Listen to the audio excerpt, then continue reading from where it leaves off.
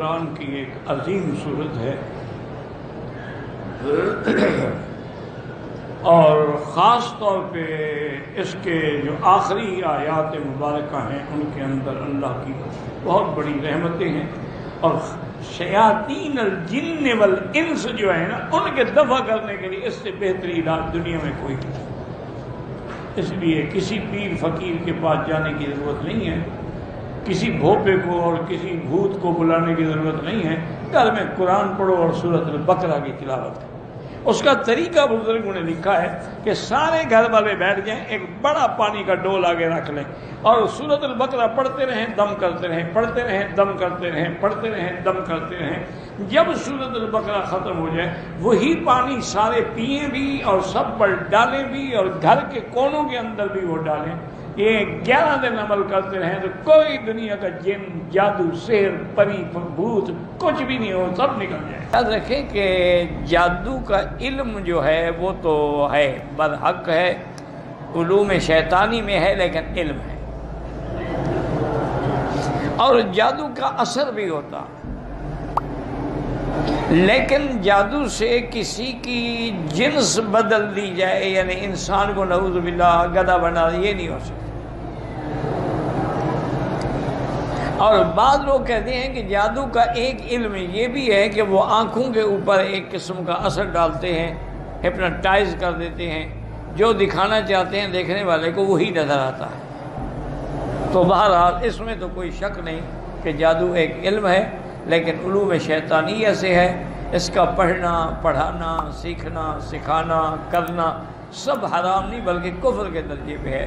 حضور پاک نے فرمایا من تسحر فقد کفر، جو آدمی کسی پہ جادو کرتا ہے گویا وہ کفر کرتا ہے۔ اور یہ بھی صحیح احادیث میں ثابت ہے۔ یہ بہت سارے لوگ انکار کر جی نبی پہ جادو نہیں ہوا، نہیں، یہ غلط باتیں۔ نبی بھی انسان ہوتے ہیں، وہ بھی انسان ہیں، ان کے بھی تقاضائے انسانیت ہیں، ان کے اندر بھی بشریت ہے۔ انبیاء علیہم السلام کھاتے ہیں، پیتے ہیں، شادی کرتے ہیں، ان کے بھی دکھ ہیں، سکھ ہیں، غم ہیں، غم ہیں، خوشی ہے۔ تو اسی طرح انبیاء پر بھی جادو ہو سکتا ہے، اور میرے آقا پہ جادو کیا گیا جو صحیح حدیثوں میں ثابت ہے۔ یہ محبت نہیں کہ جو چیز حدیث میں ثابت ہے اس کا بھی انکار کر دو، اور جی نہیں حضور پہ جادو کیسے ہو گیا؟ بھئی حضور کے دندان مبارک کیسے شہید ہو گئے؟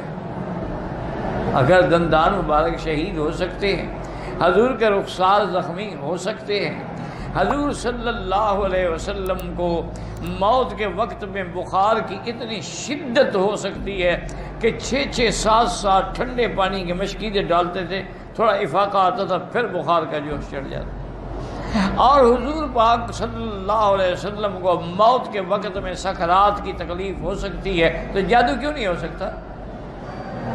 اللہ کے پیغمبر دعائیں مانگ رہے تھے، اللہم اعنی فی سکرات الموت، اللہم اعنی فی سکرات الموت، یا اللہ اس وقت میری مدد فرما۔ اور اسی طرح پیغمبر پہ زہر کا بھی اثر ہوتا ہے کہ حضور پاک نے اس وقت فرمایا کہ عائشہ ھذا انقطاع اوان ابہری من سم الذی اکلت بخیبر، کہ خیبر میں جس عورت یہودیہ نے مجھے زہر دی تھی تو یہ اس زہر کا اثر ہے جو آج ظاہر ہوا ہے، اور میری آنتیں مبارک کٹ رہی ہیں اس زہر کے اثر سے۔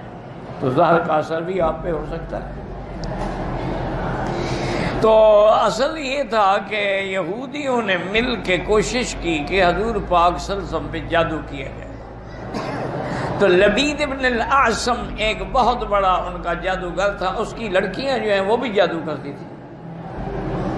تو پہلے تو لڑکیوں نے کوشش کی جادو کرنے کی، لیکن وہ کامیاب نہ ہوئی۔ پھر یہودیوں نے لبید ابن الاعصم سے کہا کہ ہم تمہیں اتنا پیسہ دیں گے، اتنی دولت دیں گے، تو خود جادو کرو۔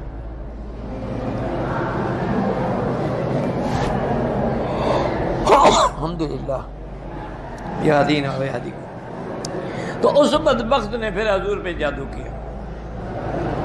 اچھا، اب جادو کا اثر جو ہے وہ حضور کے دین کے معاملے میں بالکل نہیں تھا، یعنی حضور وضو فرما رہے ہیں، نماز پڑھ رہے ہیں، نمازیں پڑھا رہے ہیں، تلاوت فرما رہے ہیں، تبلیغ فرما رہے ہیں، اس میں کوئی فرق نہیں۔ جادو کا اثر جو ہے آپ کے دنیاوی معاملات پہ اثر انداز تھا کہ آپ کو مثلا بھوک نہیں لگتی تھی،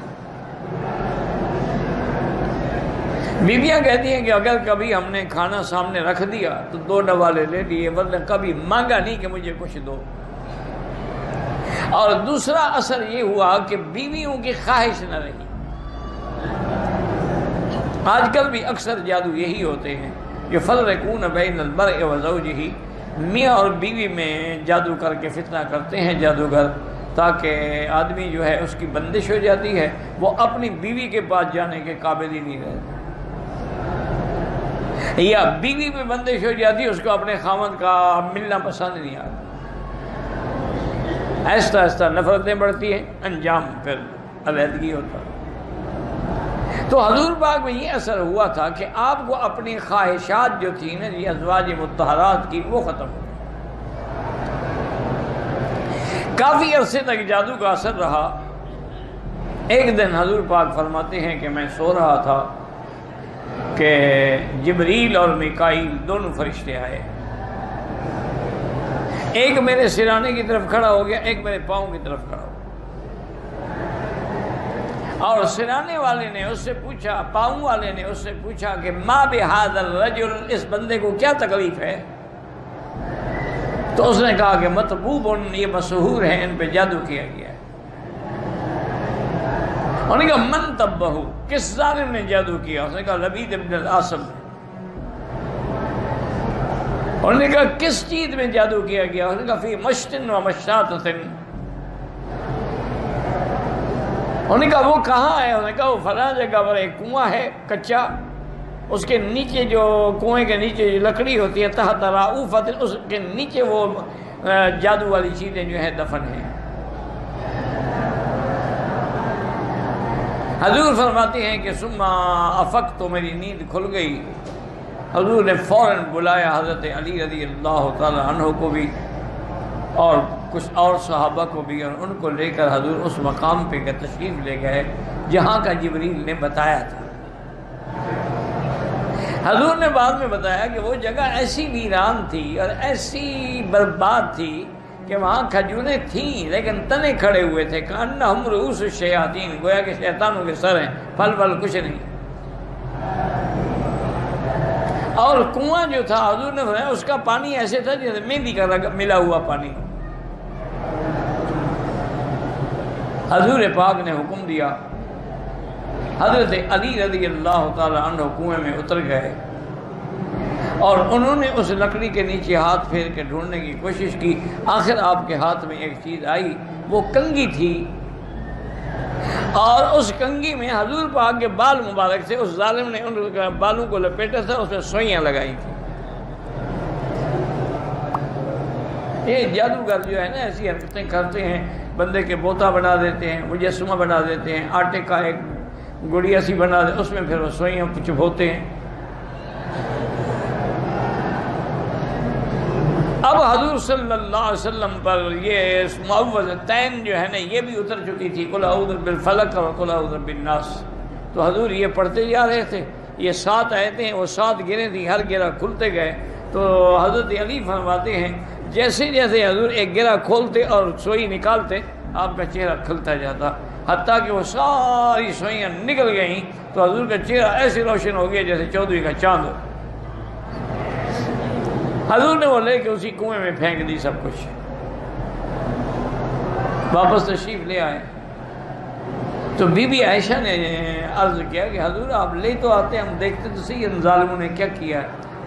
میں نہیں چاہتا تھا کہ کوئی ایسا فتنے کا ذریعہ بن جائے کہ لوگوں کو میں دکھاؤں اور لوگ جوش میں آ جائیں، تو جن لوگوں نے یہ جادو کیا اس کو قتل کر دیں، میں نہیں چاہتا۔ اللہ نے مجھے شفا دے دی، بات ختم ہو گئی۔ تو جادو ہو جاتا ہے، اب بھی ہے، یہ چیزیں اب بھی موجود ہیں۔ ایک عورت ہے، اب دیکھیں مجھے اس شہر کی جگہ کا نام نہیں آ رہا، وہ کرسچین عورت ہے، عیسائی عورت ہے، اور وہ پورا ہفتہ عبادت کرتی ہے، ایک دن اس نے رکھا ہوا علاج کے لیے۔ اچھا کوئی پیسے نہیں لیتی، کوئی لالچ نہیں کرتی، ایک صندوق رکھی ہوئی ہے جو خوشی سے دینا چاہے اس میں ڈال دے۔ اچھا وہ سارے آپریشن جو ہے ہاتھ سے کرتی ہے، میرا اپنا ایک دوست ہے، اچھا خاصا پڑھا لکھا آدمی ہے، علامہ کی ڈگری والا بندہ ہے، اب تو فوت ہو گیا، اللہ مغفرت فرمائے۔ اس بیچارے کو بھی یہ تکلیف تھی، اس نے کہا مکی صاحب مجھے بھی شوق ہوا کہ چلو آپریشن کرانے سے اگر ہاتھ سے آپریشن ہو جائے تو بڑی اچھی بات ہے۔ میں اس شہر میں گیا، وہاں جا کے میں معلوم کیا، انہوں نے کہا جی لوگ تو 8 دن سے انتظار میں بیٹھے ہیں، وہ دن آئے گا تو کام ہوگا نا۔ کہتے ہیں میں نے لوگوں کے آراء لیے، معلومات لیے، پوچھا، مجھے چونکہ میں خود ایک اہل علم آدمی تھا، میں نے کہا ہے کوئی چکر یہ، اور نے کہا جی وہ ہاتھ سے باقاعدہ آپریشن کرتی ہے اور آپ کی پتھری ہے وہ نکال کے آپ کو دکھا دیتی ہے، یہ آپ کی پتھری ہے، یہ لے جائیں، پھر دوسرے ہاتھ سے ایسا کرتی ہے، سلائی ہو جاتی ہے۔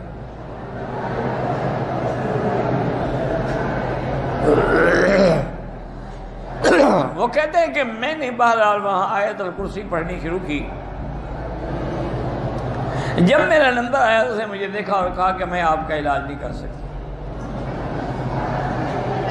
میں نے کہا میں اتنا دور سے آیا ہوں، میں نے ٹکٹ خریدا ہے ہوائی جہاز کا، یہاں 8 دن سے ہوٹل میں انتظار میں ہوں، میرا علاج نہیں کرتی۔ اس نے کہا آپ وہ پیسے مجھ سے دے دیں لیکن میں آپ کا علاج نہیں کروں گی، کیونکہ آپ کا قرآن پر یقین ہے، میرے جادو پر یقین ہی نہیں ہے، تو علاج کیسے ہوگا؟ آپ تو اب بھی قرآن پڑھ رہے ہیں۔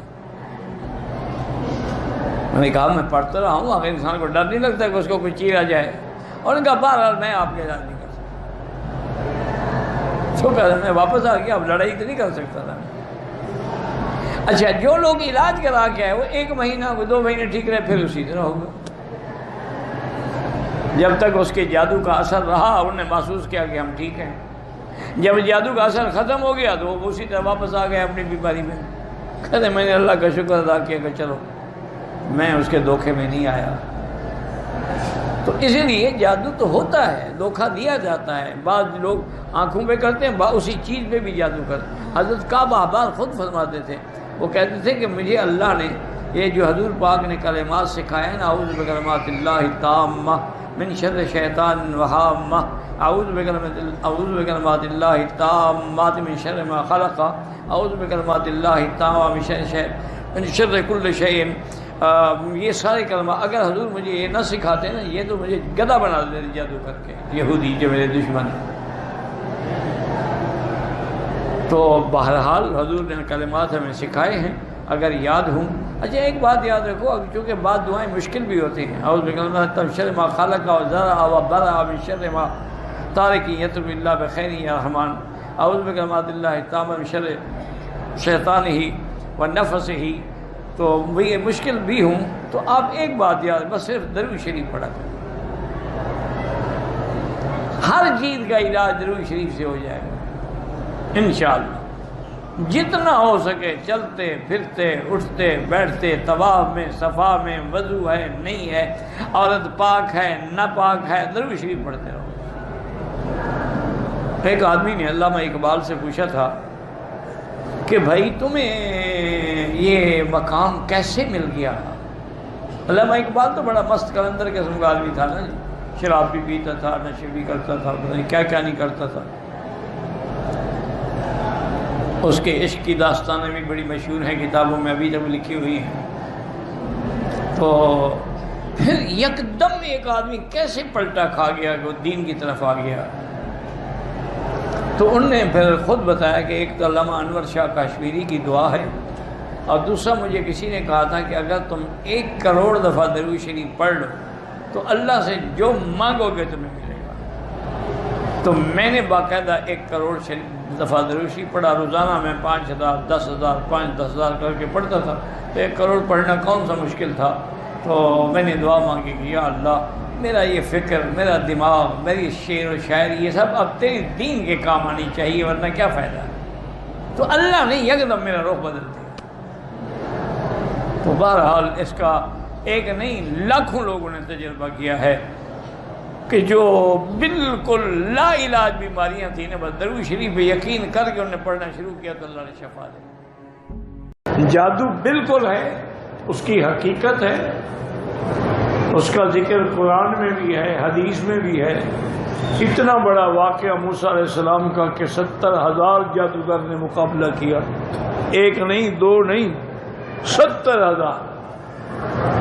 حضرت موسیٰ علیہ السلام کا ایک روایت میں آتا ہے کہ پہلے تو دل میں خوف بھی آ گیا کہ بھی میں لاٹھی پھینکتا ہوں سانپ بن جاتی ہے، ان نے بھی تو 70,000 سانپ بنا دیا ہے، تو لوگ سمجھیں گے کہ شاید میرے والا بھی جادو ہے اور یہ بھی جادو ہے۔ اللہ نے فرمایا موسیٰ علیہ السلام ڈرتے کیوں، تم پھینکو تو صحیح۔ فَأَلْقَىٰ مُوسَىٰ عَصَاهُ فَإِذَا هِيَ تَلْقَفُ مَا يَأْفِكُونَ، آپ نے جب عصا پھینکا اور اتنا بڑا اتحاد بنا، ساری ان کی رسیاں جو تھی وہ بھی نکل گیا۔ وَأُلْقِيَ السَّحَرَةُ سَاجِدِينَ، اب جو کھڑے تھے نا جادوگر سب سجدے میں گر گئے۔ آمنا برب العالمین، آمنا برب موسیٰ وہارون۔ وہ سمجھ گیا ہے کہ یہ جادو نہیں ہو سکتا کہ دوسرے کی رسیاں بھی کھا جائے، یہ جادو تھوڑا ہے، اس کا معنی یہ ہے کہ یہ معجزہ۔ اسی لیے بعض علماء نے یہ بھی لکھا ہے کہ علم ہوتا ہے، اس کا فائدہ ضرور ہوتا ہے۔ اب دیکھیں جادو کا علم حرام ہے، سیکھنا بھی حرام، سکھلانا بھی حرام، کرنا بھی حرام، لیکن اس علم کی وجہ سے انہوں نے فرق پہچان لیا کہ یہ جادو نہیں ہے، معجزہ ہے۔ اچھا اسی طرح آپ دیکھیں، آپ ذرا زیادہ نہیں اپنے علاقے پہ نظر ڈالیں کہ آپ کے باپ دادا جو تھے پیر سائیں کے پاؤں پہ کیسے گرتے تھے، لیکن جو اولادیں آپ کی پڑ گئی ہیں وجہ ہے کہ پیر کے پاؤں پہ گرے، علم آ گیا، سمجھ گیا یہ کیا بندہ ہے، اس کے پاؤں پہ کیوں گرے، الٹا آتا ہے تو ہمارا کھانا بھی کھا جاتا ہے، نظر نیاز بھی لے جاتا ہے، پاؤں پر بھی ہم گرے، یہ الٹا ہمارے پاؤں پہ گرے کہ ہم اس کو کھلاتے ہیں، ہم اس کو پلاتے ہیں۔ جب علم آ جائے گا تو لازماً اس کا فائدہ ہو، چاہے وہ علم غلط بھی ہو، باقی جادو حق ہے، اس کا ذکر قرآن میں بھی ہے، اور پھر حدیث مبارک صحیح حدیث میں ہے کہ لبید بن الاعصم یہودی جو ہے اس بدبخت نے میرے بدری پاک پہ بھی جادو کیا،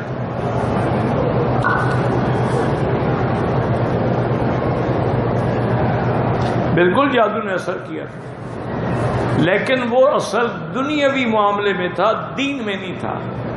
یعنی آپ تبلیغ ٹھیک کرتے تھے، آپ نماز صحیح پڑھاتے تھے، قرآن صحیح پڑھ، صرف اثر یہ تھا کہ بھوک نہیں لگتی تھی، اثر یہ تھا کہ اپنی بیویوں سے ملنے کی خواہش نہیں ہوتی تھی، بالکل خیال ہی نہیں آتا۔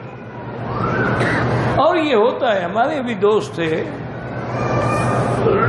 مولانا یونس صاحب جو مظاہر العلوم سہارنپور کے شیخ الحدیث تھے، اللہ ان کی قبر پہ کروڑوں رحمتیں فرمائے، فوت ہو گئے، ان پہ جادو کا اتنا سخت اثر تھا،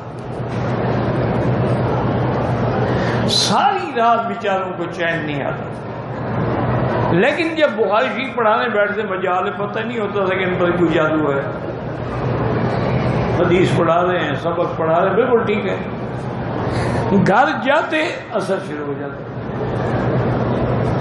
ساری رات پر۔ اچھا بڑے بڑے لوگوں نے پڑھا، کوشش کی کہ خدا کی اللہ کی مرضی ہے، اللہ چاہے تو شفا دے، اور ایک اس کا علاج جو ہے نا جی یاد رکھیں وہ یہ ہے کہ جس بندے پر جادو ہو نا، ٹیلی فون میں سورۃ البقرہ فیڈ کر کے ہیڈ فون اس کے کانوں میں لگا کے اس کو سنائے، پہلے تو وہ نہیں سنے گا، انکار کرے گا، لیکن زبردستی سنے، تھوڑا تھوڑا سنے گا، 2-4 دن کے